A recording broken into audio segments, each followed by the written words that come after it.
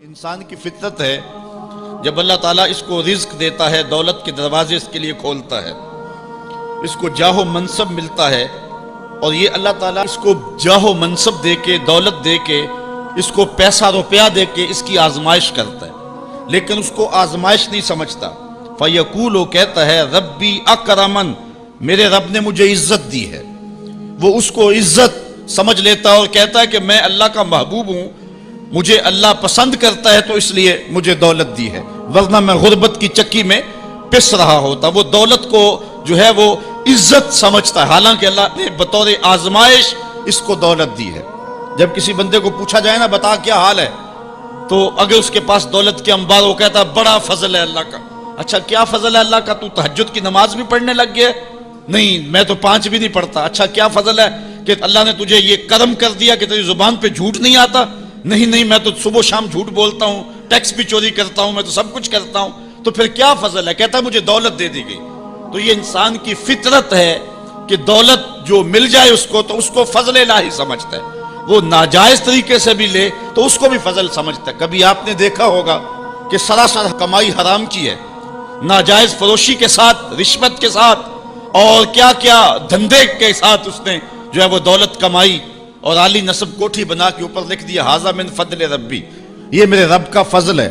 حالانکہ یہ تو قہر تھا، آزمائش تھی اس کے اوپر، لیکن وہ شیطان نے اس کو جس راستے پہ لگایا اور شیطانی دھندے کے ساتھ جو اس نے دولت کمائی، اس کو بھی یہ فضل ربی قرار دے رہا ہے اور سمجھتا ہے کہ واقعی میرے رب کا فضل ہے۔ نہیں، اللہ فرماتا ہے ایسا نہیں ہے، یہ اس کی کج فکری ہے۔ فضل یہ نہیں ہے کہ کسی کو دولت دے دی جائے، فضل یہ ہے کسی کو تہجد کے سجدوں کی توفیق دے دی جائے، فضل یہ ہے کسی کے سینے کے اندر ایمان کا چراغاں کر دیا جائے، فضل یہ ہے کہ کوئی شخص جھوٹ بولنا چاہے بھی ایک غیبی طاقت زبان کو پکڑ لے، میرے بندے تو محمد عربی کا نوکر ہے، اور محمد عربی صادق بھی تھا، امین بھی تھا، تو جھوٹ بولنا اچھا لگتا ہے، تو وہ جھوٹ بولنا چاہے بھی تو نہ بول سکے۔ یہ ہے رب کا فضل، یہ ہے رب کی کرم نوازی، اور یہ ہے رب کے رحم کا انداز۔ لیکن انسان کی کج فکری ہے، اللہ آزماتا ہے اس کو دولت دے کے، حالانکہ دولت کی آزمائش بہت ڈاڈی آزمائش ہے۔ حضرت عبداللہ ابن مبارک کہتے ہیں ہمیں غربت سے بھی آزمایا گیا اور دولت سے بھی آزمایا گیا۔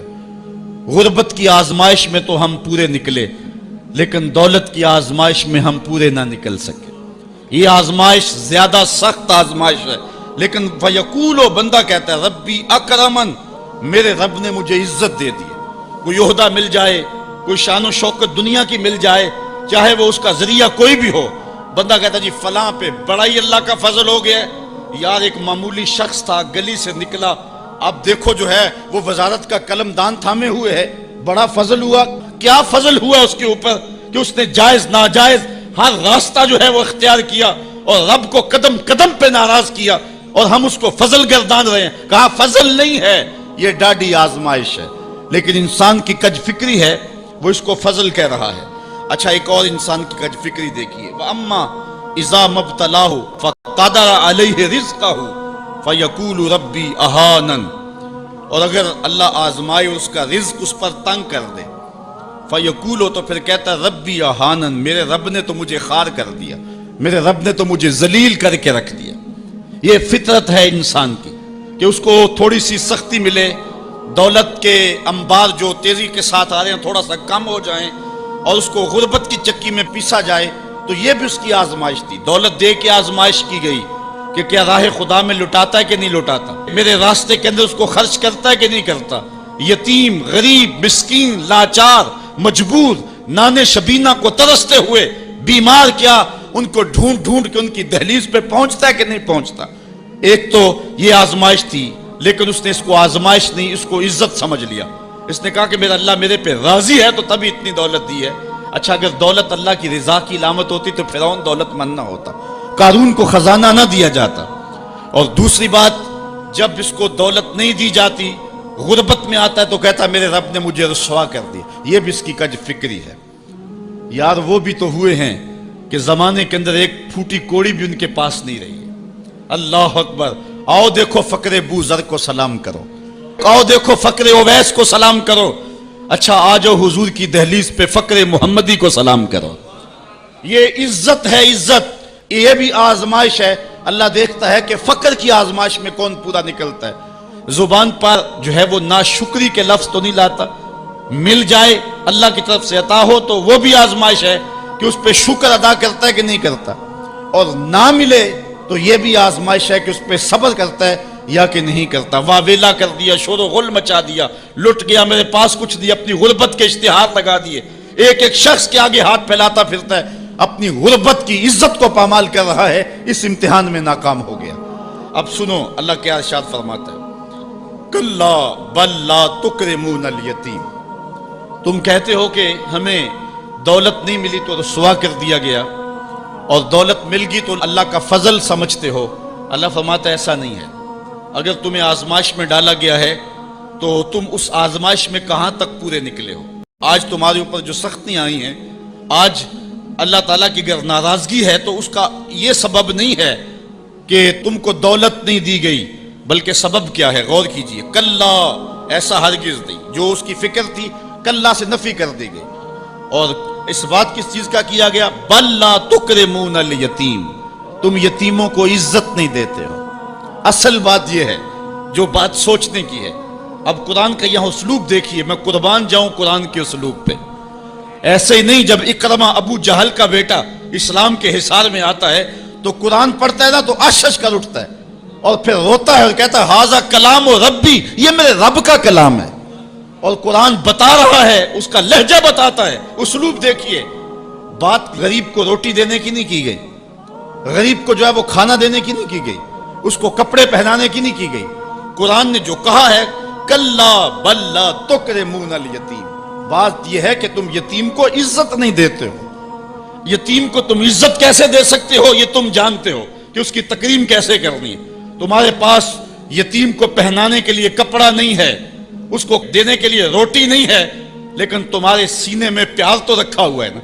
اس برہنہ یتیم کو سینے سے لگا کر کے اس کا ماتھا تو چوم سکتے ہو نا. رب یہ نہیں دیکھتا روٹی کس نے دی, رب یہ دیکھتا یتیم کو پیار کس نے دیا. وہ یہ دیکھتا ہے کلا بل لا تکرمون الیتیم, معاملہ روٹی کا نہیں ہے. بچی ہوئی روٹی تو کتے کو بھی ڈالی جا سکتی ہے, کسی کو غریب کو دے دی تو یہ کون سا کمال ہے. جو دیگیں بچ گئی وہ مدرسے میں بھیج دی, یہ کمال کی بات نہیں ہے. وہ گندگی کے ڈھیر پہ بھی تو پھینکنی تھی, خراب ہو جاتی, 2 گھنٹے اور پڑی رہتی. معاملہ یہ نہیں ہے, معاملہ تکریم کا ہے. اب وہ بھی سوچیں, عید آ رہی ہے, مینڈکوں کی طرح نکلیں گے سماجی رہنما اور سماجی کارکن, اخباروں میں تصویریں چھپیں گی, غریب عورتیں لائن میں لگی ہوئی ہیں, غریب مرد لائن میں لگے ہوئے ہیں, اور جو ہے وہ صاحب جو ہے وہ ایک ایک توڑا آٹے کا, ایک ایک تھیلا آٹے کا دے رہے ہیں, اور 10 جو ہے وہ فوٹوگرافر تصویر کھینچ رہے ہیں. اگلے دن 15 اخباروں کے اندر تصویریں لگی ہوئی ہیں. میں اس دن بھی کہا تھا کہ اس انداز کے ساتھ غریبوں کی غربت کا اشتہار لگانے والا سوچے کہ اس لائن میں اگر اس کی بیٹی کو کھڑا ہونا پڑے تو اس کا پھر انداز کیا ہو. بات یہ نہیں, بات تکریم کی ہے. کلا بل لا تکرمون الیتیم. آئیے تمہیں میں کہانی سناؤں. آقا کریم علیہ السلام جا رہے تھے عیدگاہ کو, راستے کے اندر ایک یتیم کھڑا تھا, اور آقا کریم نے کہا کہ بیٹے آج تم یہاں کھڑے ہو. کہا فلاں غزوے میں میرا باپ شہید ہو گیا تھا, میری ماں کا سایہ بھی میرے سر پہ نہیں ہے, لوگ اپنے گھروں میں ہیں, میں کس دہلیز پہ جاؤں. اچھا انتظار ہو رہا ہے عیدگاہ میں. حضور نے یتیم کو سینے سے لگایا, گھر لے گئے, اور سیدہ فاطمہ سے کہا کہ جس طرح کا لباس حسنین کو پہنایا ہے اس کو بھی پہناؤ. اللہ اکبر. اور اس کو کھانا کھلایا, اور سب کچھ اس کی تکریم کرنے کے بعد حضور نے پھر جو ہے وہ اس کو عزت دینے کے لیے, اس کی تکریم دینے کے لیے حضور علیہ السلام نے اس کو فرمایا اما ترضى ان محمدن ابوکا, بیٹے کیا تو پسند نہیں کرتا کہ محمد تیرا باپ لگے, وہ عائشہ تا امو کا, اور عائشہ تیری ماں لگے, وہ فاطمہ بنت محمد اختوں کا, اور فاطمہ تیری باجی لگے. اس نے کہا یہ اعزاز مل جائے تو مجھے اور کیا چاہیے. تو کہا آج کے بعد یہ رشتے تیرے ہوئے. ایک انگلی سے حضور نے حسنین کو تھاما ہوا ہے, اور دوسری انگلی سے اس یتیم بچے کو تھاما ہوا ہے. جب حضور عیدگاہ کی طرف بڑھ رہے ہیں تو اور بچے بھی اپنے ماں باپ کے ساتھ جا رہے ہیں. وہ بچہ زبان حال سے کہتا ہے تھا تو یتیم, آج یتیمی کا مزہ ہی نہیں آ گیا ہے کہ حضور کی انگلی تھام کے جا رہا ہوں. تو یتیم کی تکریم کا مسئلہ ہے, اس کو عزت نفس دینے کا مسئلہ ہے. یتیم کو لوگوں کے اندر کھڑا کر کے اس کو اعزاز دیتے ہو, وہ اعزاز نہیں ہے. وہ رسوائی ہے۔ مجھے 1 سال قبل ایک ایسی تقریب میں لوگ کھینچ کر کے لے گئے جہاں وہ آج کل اجتماعی شادیوں کا رواج ہے، تو میں بڑی معذرت کی، میرے لیے مشکل ہوگا کیونکہ مجھے اندازہ تھا اس تقریب کا، لیکن میں کبھی گیا نہیں تھا پہلے۔ تو میں جب اس تقریب میں پہنچا تو یقین جانے کہ 2 دن تک جو ہے وہ میں بے چین رہا ہوں۔ میں کہتا ہوں غریب سے غریب آدمی ہوتا ہے نا، اس کو معاشرے میں پروٹوکول اعزاز نہ بھی ملے تو شادی والے دن تو مہمان خصوصی وہی ہوتا ہے نا، اس دن تو سارے اس کے چہرے کو ہی دیکھتے ہیں۔ لیکن ان دولوں کو بھی جو ہے وہ لائن پہ بٹھایا ہوا تھا اور اوپر مہمان خصوصی کوئی اور بیٹھے تھے۔ میں نے کہا یہ بیچارے مسکین آج بھی مہمان خصوصی نہیں ہیں، آج ان کی زندگی کا اہم دن ہے اور آج بھی اتنے لوگوں کے سامنے اشتہار لگایا جا رہا ہے یہ غریب لوگ ہیں، اور دلہنوں کا بھی اشتہار لگایا جا رہا ہے یہ غریب بچیاں ہیں۔ اور پھر کیا ان کے چہرے پہ کوئی مسرت کے آثار تھے اور نہ ان بیٹیوں کے چہرے پہ کوئی مسرت کے آثار تھے؟ تو لوگ خوشی بانٹنے چلے ہیں لیکن غموں میں اضافہ کرتے چلے گئے۔ رات کی تنہائی میں نکلو، اندھیرا پھیلا ہوا ہو، کوئی دیکھنے والا نہ ہو، اپنے سائے سے بھی بچو اور جا کے غریب کے گھر میں رقم پھینک کے آ جاؤ، اسے پتہ نہ ہو یہ پھینکی کس نے ہے، اور پھر وہ شادی کریں جو دعائیں ان کے کلیجے سے نکلیں گی عرش تک پہنچیں گی۔ تو بات پیسے دینے کی نہیں ہے، بات تکریم کی ہے۔ کلا، دیکھو قرآن کا اسلوب، کلا بل لا تکرمون الیتیم، معاملہ یہ ہے کہ یتیم کی عزت، تکریم۔ میرے اور آپ کے آقا مولا نے تو یہاں تک فرمایا جب بچے اکٹھے کھیل رہے ہوں، تمہارا بچہ بھی ان بچوں میں کھیل رہا ہو تو بچے کو بیٹا کہہ کے آواز نہ دو، اس کا نام لے کے پکارو۔ عرض کی گئی حضور بیٹا ہے، بیٹا کہہ کے پکاریں گے تو حرج بھی کیا ہے؟ کہا تم نہیں جانتے، ہو سکتا ہے کہ وہاں کوئی یتیم بچہ بھی کھیل رہا ہو، اور جب یہ تم کہو گے تو تڑپ جائے گا، آج میرا باپ ہوتا تو مجھے بیٹا کہہ کے پکارتا، لیکن آج میں محروم ہوں۔ تو کہا مسئلہ یہ ہے، کلا بل لا تکرمون الیتیم ولا تحاضون علی طعام المسکین۔ دیکھیے قرآن کا اسلوب، کہا ایک تو یتیم کی تکریم نہیں ہے، یہ ساری افطار اس لیے آئی، اور دوسری بات یہ ہے کہ وہ آپس میں ایک دوسرے کو مسکین کے کھانے کی رغبت نہیں دیتے۔ یعنی ایک شخص خود غریب ہے اور اتنی طاقت نہیں رکھتا کسی غریب کی پرورش کر سکے، وہ عہدہ برا نہیں ہو سکتا کہ اتنا کہ میں تو کچھ کر نہیں سکتا، کوئی بھوکے تڑپتے ہوئے غریب کو دیکھے خود نہ دے سکے۔ اللہ نے اسے زبان تو دی ہے، کسی امیر کی دہلیز پہ وہ نہیں جاتا یہ چلا جائے اور جا کے توجہ دلائے کہ میرے ہمسائیگی کے اندر ایک یتیم تڑپ رہا ہے، بیوہ کی بیٹیاں بوڑھی ہو رہی ہیں دہلیز پہ، اور وہ جا کے اپنے اعتبار پہ جو ہے ان کا انتظام کر دے۔ یہ ہے وَلَا تَحَاضُّونَ عَلَىٰ طَعَامِ الْمِسْكِينِ۔